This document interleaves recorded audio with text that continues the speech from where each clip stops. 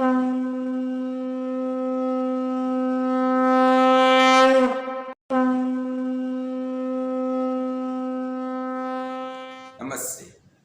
and welcome to Journey of Enlightenment. I am your host, Dr. Roger Gopal. Have you ever been in a situation where someone expected something of you, but you had no idea what that expectation was because they just never said? It was just a personal expectation that they might have. For example, have you ever been in a situation where someone said to you, I expected you to be there because you knew that I was depressed, but yet you had no idea that the person was sad because they said nothing? Have you ever been in a situation where you expected something of someone but never told them what your expectations were, and then was upset if they did not deliver as expected? This is something that we call the personal law of expectation. Today's topic will deal with this personal law of expectation. We will explore what it is and how it applies to our lives, and also to the disastrous effects it may cause in our social relations if we continue in our rigid forms of personal laws of expectation. When we reflect on the story of Ramayana, we recall where Kaikeyi was influenced by her maid. That influence was to dethrone Sri Ram from being installed as Prince Regent. Now, this was a plan that was concocted in the mind of Kaikeyi, the queen, the wife of King Dashrath. The kingdom of Ayodhya was preparing to celebrate the installation of Sri Ram as Prince Regent. All the people of the kingdom were in jubilation. There was joy all around. The palace was getting ready, preparing itself for this auspicious moment when Sri Ram would be crowned as the Prince Regent. The Prince Regent is the heir to the throne. He would be the one that will rule, that will take over the monarchy after the passing of King Dashrath. Sri Ram was the rightful heir to the throne, and as a result, he was loved by everyone. He was the person, the epitome of the solar race, to one day rule Ayodhya. In the mind of Kaikeyi, she had a very different expectation. She wanted her own son Bharat to rule as king. Bharat should be the one in her mind to sit as Prince Regent. So Kaikeyi approached the king, who so happened to be a very wise king, a noble king, an honest king. This was King Dashrath. Kaikeyi knew this about her husband. She knew the kind of qualities that he carried, and she was prepared to use it against him. She was promised by King Dashrath some boons, meaning that he will honor, he will gift her with certain things that she asked. He went into her palace room and he saw her in a state of utter distress. He asked Queen Kaikeyi what was wrong. The Ramayana said in the most loving manner, he was a personification of love itself. With gentle tones, he tried finding out what was wrong with the queen. In her mind, she was already plotting. She had in her mind her personal law of expectation. Her expectation was to remove Sri Ram from being crowned as Prince Regent and instead give that position to Bharat. She reminded the king, she said that you have made promises, but yet you never fulfill any. The king told her, he said, you name what it is that you wish, and I will surely grant it to you. Queen Kaikeyi then told the king that Sri Ram must be removed from the throne. He must not be crowned as Prince Regent. Instead, that position must be given to Bharat. And Sri Ram must leave Ayodhya and go into exile. The king was distraught at such a recommendation.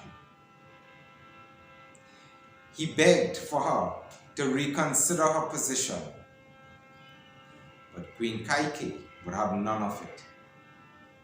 Using manipulative tactics in getting her way, her personal law of expectation, she told the king, she said, if you do not honor my wishes, then you, O king, will live in utter shame in your kingdom.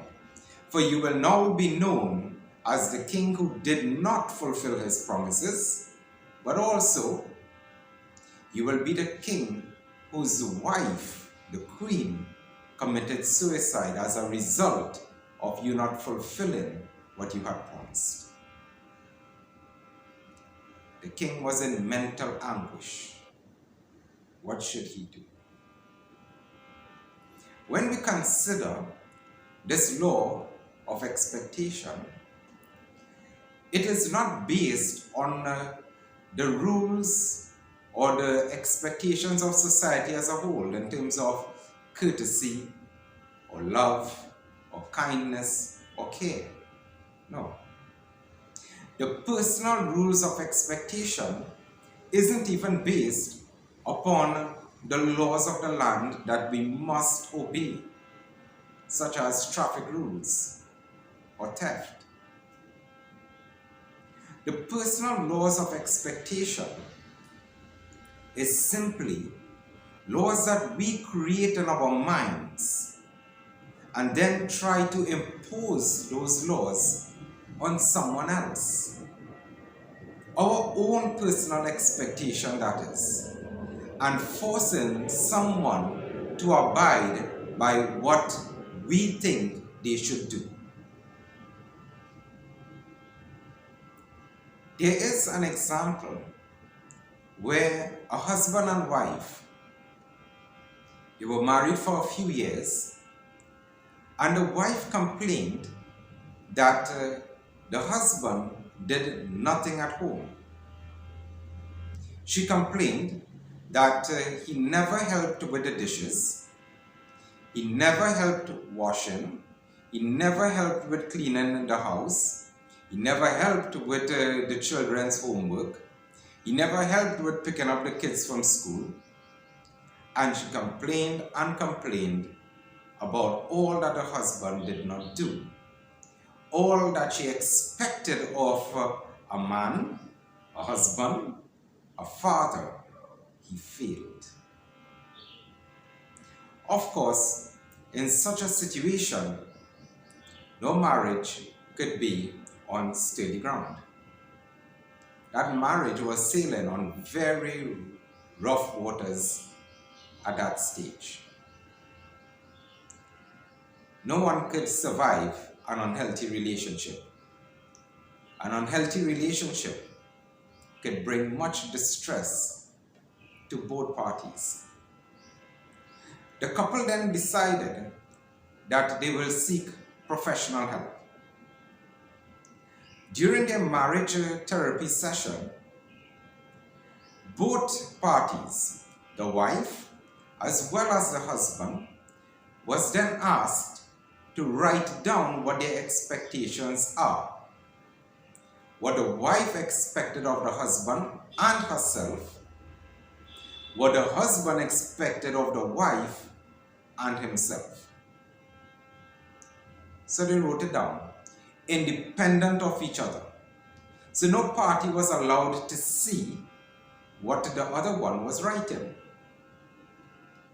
The wife wrote down that she expected the husband to help cook because he ate just as much or maybe more than she did. She expected the husband to do the dishes because he was using the dishes just as she was. She expected the husband to help clean the house because he was using the house just as everyone else. For herself, she expected some time out. She expected some alone time. She expected to be able to just enjoy a moment of her own without having to labor behind the family. The husband wrote down that he expected to provide for the family, which he was doing. He was expected to protect the family, which he said he was doing. He expected to be a faithful husband, which he was, and he expected to be a good father, which he believed himself to be. What he expected of himself was that he will be honest, he will be faithful, and he will set a good example for his wife and his children. So one may then ask, well, what exactly is the problem? The therapist then brought both parties together and compared the notes. The therapist asked the wife, you have these expectations, but did you tell your husband what those expectations are? So she said no, because he should know. The husband said he had no idea what the wife expected because it was her own personal law of expectation. The wife then understood what the husband was trying to say. It was his personal law of expectation. They were then able to work out what is best for the family by knowing what each other's expectations were. Many a times while we live, we have certain expectations. It might be fair, or it may not be so fair.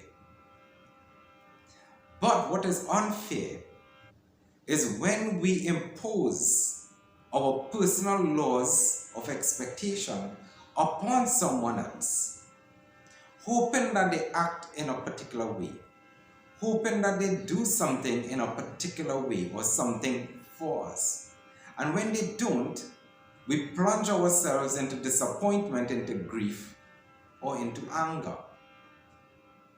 It is not fair to ourselves, and it is not fair to the other person when we allow ourselves to impose something upon them without saying what our expectations are, getting their perspective on it, and ensuring that there is a balance of fairness for us and everyone else involved.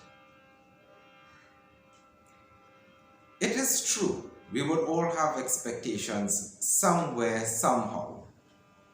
It is natural in our human nature. But we must also understand how we go about creating and executing our personal laws of expectation. There are a few things that we must ask ourselves. Are the laws that we are creating fair to everyone that is involved? Is it in the best interest of everyone that is involved. We may think that it is because we have created it in our own minds, but unless that is properly communicated to our party, to the next person, then it may not necessarily be what we thought. Open communication is critical in any relationship, that each person knows exactly what is expected of them, whether it is our own personal laws of expectation or just general rules of relationships. This is not unique to only marriage or romantic relationships. This can be applied in almost any aspect of our life, including colleagues at work, or friends, or even extended family members. Another critical point in the law of expectation is to ensure that there is honesty in what we expect. There is no need for manipulation, as Kaike did. She manipulated King Dasrat. She threatened King Dasrat to act in a particular way. As we look at the law of expectation, it is unbecoming of any one of us to force, to impose, to manipulate, or to threaten anyone to behave in a particular manner just for our own benefit, just to please our own sake. We must not be like that. In the laws of expectation, we are to ensure that there is always the element of support and care for each other and towards ourselves. In the law of expectation, it doesn't mean that we stifle our own desires. It does not mean that we stifle the things that we want or the things that we wish. It certainly does not mean that we give up on our own hopes and aspiration. What it means is that as we care for ourselves, we care for those around. And there is no imposition that makes someone else uncomfortable or unhappy in the process. It is important for us to understand that no man is an island, as we say in the Caribbean. It means that we are all together. Relationships work best when it is a two-way flow. Let us then reflect on ourselves, our lives, the nature of our expectations, to ensure that we bring out the best in ourselves and the best in others. And together, we build a better home, a better workplace, a better school system, a better society, a better country for one and all. It is my pleasure, as always, bringing these messages to you. Thank you for joining me on Journey of Enlightenment, and I look forward to having our conversation again in our next episode. Thank you.